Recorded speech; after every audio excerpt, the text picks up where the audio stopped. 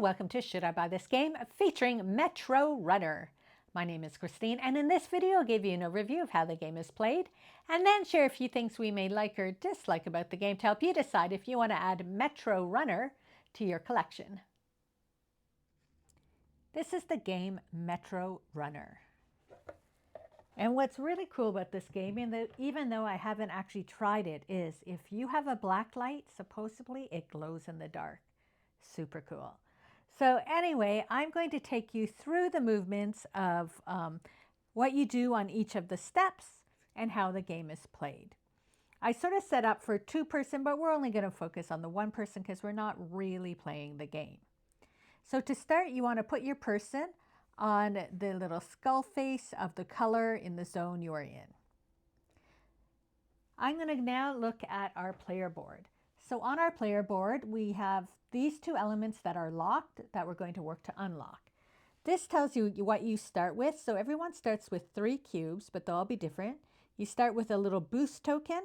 You start with your card for your color, as well as another card that gets pulled off the deck. And these are sort of the jobs you're trying to fulfill. So we're going to go over here. Now on a turn, you have to move 1 or 2 spaces. We're just going to move 1 space just so I can show you what you do on each of your turns. There's really like 3 spots that you go to, and then they change. So the first one is we're going to go to here and you get a cube. And the reason it says times question mark is this relates to the bottom row down here. And so right now we get 1 cube. And as we move along here, we'll get 2 and eventually we'll get 3 cubes. Now the cubes is what you need to fulfill your job. So if we look over here at the jobs we currently have, I would need 2 red and 3 black. And I currently have these. Now this card here, our starter card, I'm probably not going to do this card because it doesn't give me any bonus at the end. But you can use a card and trade it in for another color cube once per turn. So I think on this turn, I'm going to trade this card in for a red, and then I'm going to use my turn to get a second red. And so now I have 2 reds, 1 black. Now you can only have a maximum of 10 cubes and a maximum of 5 cards in your hand. But as I said, with each turn, you're able to turn a card in for a cube. So I'll put that there and leave it. And that would be my turn. So the next person would take their turn. So maybe the next time here, I'm going to come here, and this gets me 2 job cards. So up here we have a row of 4 cards showing. And so sometimes you want to look to see what do you have that you'd be able to succeed in. Because I was working on that one, but maybe I'll get this one because I just got the 2 red. I have a blue. Then I would just need a purple and I'd be able to get that one. So I'm going to take that as one. And then maybe as my second one, I will take this one because it has the black and yellow, which I think I already have. So I'm going to add those into my little zone. And that would be the end of that turn. Next, we're moving here, and this is the hacking area. And this is this really fun area here in the middle. So what we need to do is, right now, because we haven't unlocked these 2 areas, which I'll talk about shortly, we need to connect the greens to the greens. And you can connect them any way you can as long as it comes in from here and out through there. This one, you just need a straight line. So if we look down at our current pattern, we know we can't do this one because these curves won't allow us to come in and out straight through that line. So I think I'm going to do this one. But on your turn, you're also allowed to bring one to the bottom. Well, this one isn't much of a help because we have the skull face here and you can't go through him. Now, you are able to move things. You have a choice. You can move 2 of these 90 degrees. You can swap 2, or you can shift, meaning I could put this one here and everything shifts over, and you can do it for a row or column. Your other option is on your card, everybody has a special movement. So this one allows you to 2 in the same column as 1 turn. But if I need to go from here to here, a lot of it's set up, all I need to do is rotate 90 degrees, and I have succeeded. So it shows I come in this way and I go out the side. So therefore, I have succeeded with this card. So what this gets me is I go 1 on this trail down here. And so you can see there, that's the trail. So I get to move 1, which gets me closer to more dice. And then these also give you points at the end of the game. I also get another boost token. And if I had unlocked the blue or the red, then I would get a bonus action. Now back down here on this trail is where we're unlocking the blue and the red. So we haven't made it there. And you get to move along this trail when you turn in your profession cards, the little jobs you have to do. Now when we turn the card over, it also says it wants me to put a blue on the purple, and it wants me to put a black on the yellow. And so those would go there as well. And then this just gets put to the bottom. Now, just to talk about this middle area, I just want to say this is the only upgraded component of the game. The rest of the components come with the game. And these are made of metal. They're very textured. And if I drop it, you can hear they have some weight. You hear the sort of clunk. Otherwise, these are chipboard, but we just upgraded these to make them the metal pieces. But as I said, all these other components come with the game. So that was that turn. So we're back to getting, now I could move 2, but I'm going to move 1 because I still need another cube. So let's come back over here. We have 2 red, a blue. So I think I'm going to work on this card. I'm going to bring it up here so you can see. So I do have the 2 red, so I need a purple. So I landed on a cube. I'm going to get a purple. So I know on the next turn, I want to do that job. So it's a red card. So I'm lucky because on my next turn, I am heading into the red zone. Because to do a job, you have to be in the colored zone. Now I could move 1, and I am still on red and yellow, so I could do the red. However, just to show you, if I want to move 2 and this other person is here, you just don't count them, and I would end up here for a second. So it would go 1, I would jump over them, and 2. So since I am in the red zone, and it is a red card, because you have to be in the area where your profession takes place, I can cash in these cubes, and then I get the choice. So I can get either a boost or 2 cubes. I want to take the 2 cubes to prepare, so I'm going to get 2 purple cubes. Then I also get to move down here. So this is how I said we're going to move along this track. You can see the picture there. I'm going to move there. So now I'm going to put my profession in my board. And you have 3 choices. If I go here, I get to move along that track. If I go here, I get more cubes. And if I go here, I get to move along that track. So I think I'm going to put it here because I want to unlock one of these. So by putting it there, we come back here, I move 1.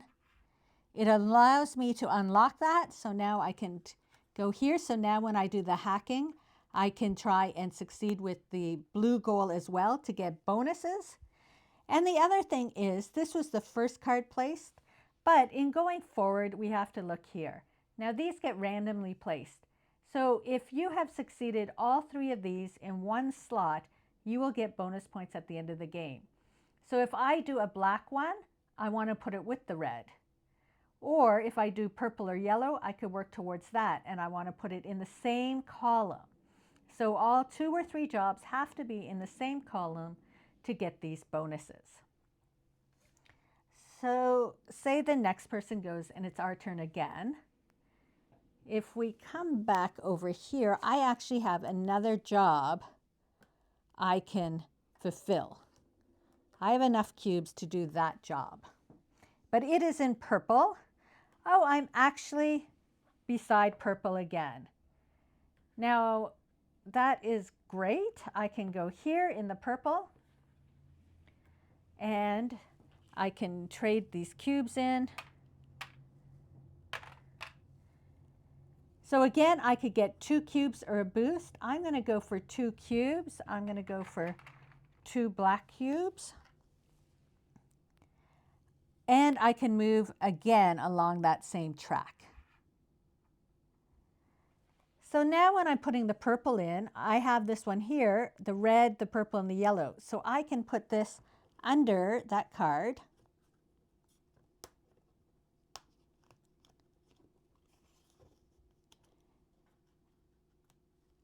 And I can move once more along that track.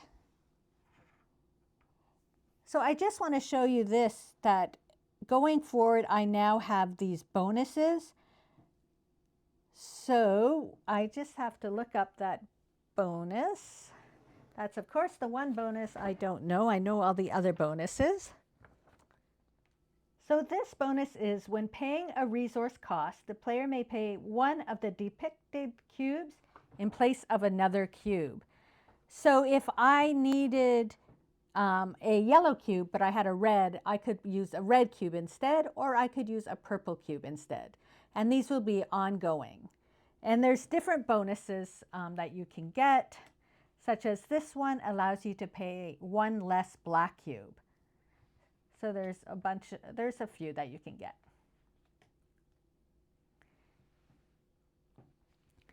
So I had done that, I had moved, and now it is my understanding that because I did that, I also get any cube that was here placed from these cards. So we'll add that cube into our play area. And basically that is how the game is played. You go around, you're going to do the hacking, you're going to get cubes, and you're going to play your cards, your professions. And you must be in the area. I just want to show you one more thing here, the boosts. For 1 boost, you can move to any unoccupied location, or you can return all the cards in the offer and refill it. This one, you can use 2 to increase your influence or your notoriety, whichever is lower, by 1. And after you take an action, you can take a second different available action by playing 2. Now, part of the game is down here. You're trying to balance because these give you the points. And so you're trying to move them along at similar times. So you want to go between hacking and trading in your professions and your jobs. And once somebody crosses this line, it triggers the end of the game. And that is basically how the game is played. You're going around, you're doing the hacking, you're doing the jobs, you're getting cubes, and you're just trying to do it to gain the most points. You get points for your cards, you get points if you complete these, you get points down here. And yeah, it's a very straightforward game.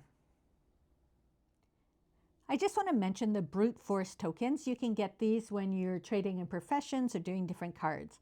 And when you are doing the hacking, you can put this on one of these tiles. So this one here that has the angles, I could put it there, and now it'll go straight and connect. You cannot put it on the skull, and you can only use 1 per turn, but it just helps complete these, especially say that one there with the corner, you could put it there, and now it connects to different things.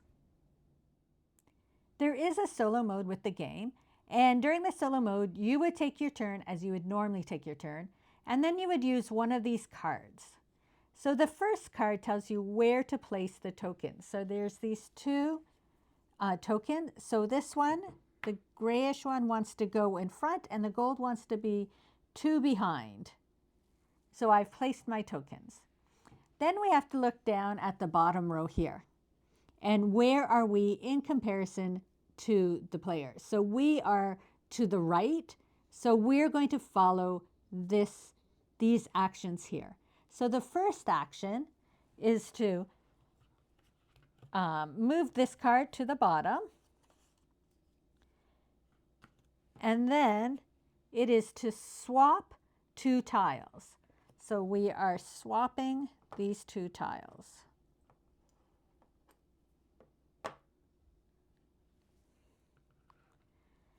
And then they want us to remove any cubes that might be in the gold area, or in the area where the gold, the area where the gold token is, which is the purple. We have no cubes here, but if we did, we would remove them and put them back in with the rest.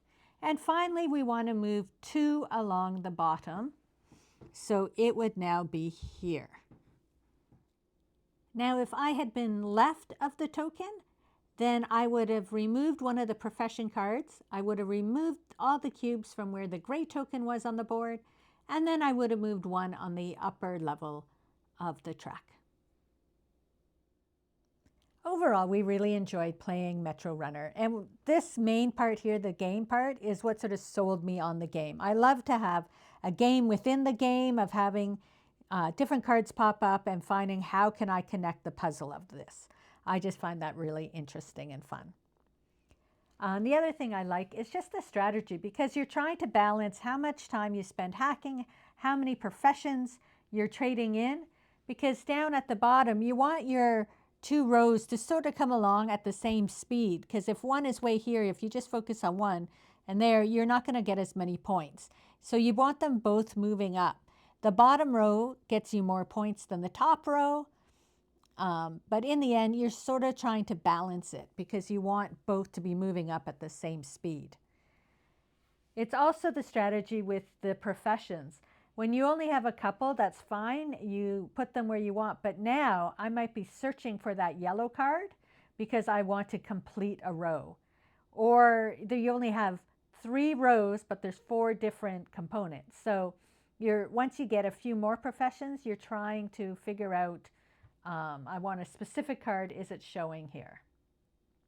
There are these freelance cards that you can do, but they do not work towards any of these cards because they don't have a specific symbol on them. The other thing too is as the game progresses, you're going to use these boosts a lot more, because if I want to trade in a profession, but the profession's yellow and I'm in purple, I want to use the boost to get myself over to yellow so I can trade in the profession rather than waiting to go around the board. However, I did seem to often get boosts from doing different things, such as here you would get a boost. So I had them handy to me. So when we played, I was really jumping around the board because I wanted to get some of those professions traded in quickly so I could move across. And I find the more, as the game progresses, you're getting more cubes. In your professions, you have more bonuses. There's ones where if you get a certain color cube, you would get a second one. There's the cards where you don't need to spend a specific color, so you can get the professions traded in a lot quicker as the game progresses as well. But as I said, overall, it's a fun game to play. I've played the solo versions really great, as well as with 2 players. With all that being said, this is a game that the more you play, the more you learn, like a lot of games. So I first played it solo, and when I played it solo, I got 40 points, which is probably below average. But then I learned from that. So then when I played the game with Mark, I got 60 points, and he got 40 points. So it is a game that the more you play, the more you're going to understand how the points works, where they come from, and what sort of balancing you need to do to gain more points. So that's the one thing I can say about this game. And the other thing is, because there's only really 3 things you're doing, you're either getting, well, 4 I guess, getting cards, hacking, getting cubes, or trading in your professions. There's not a lot to the game. And so for some people, it might be a little light on strategy.